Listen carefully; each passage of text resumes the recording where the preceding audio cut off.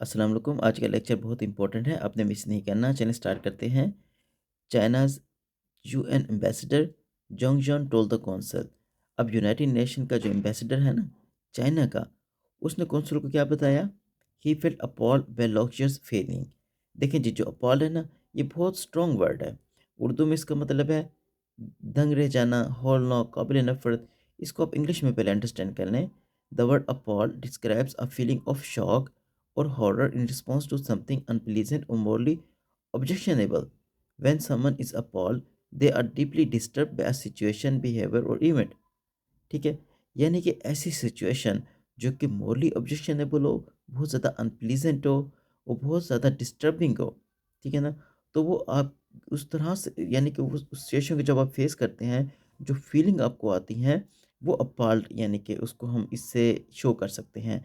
तो अब वो चाइना के जो एम्बेसडर है ना, वो कह रहा है कि जो लोग जो ने फीलिंग दी ना, इससे वो डीपली, यानी कि डिस्टर्ब है, बहुत ज़्यादा। आगे देखिए, आगे वो क्या कहता है? वी होप, हम उम्मीद करते हैं, the tragic picture. Tragic Urdu में इसका मतलब होता है होलनाक picture, that he painted of Gaza. इसको आप अंडरस्टैंड करें।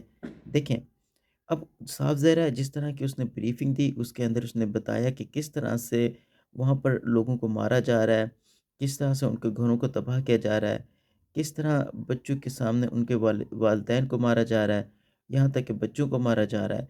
तो ये इस तरह की जब उसने ये तस्वीर कशी की, गज़ा की, तो अब उसी के बारे में वो कहता है कि हमें उम्मीद है, फॉर अस, जो उसने तस्वीर कशी की हमारे लिए, can touch the conscious of a certain member of this council.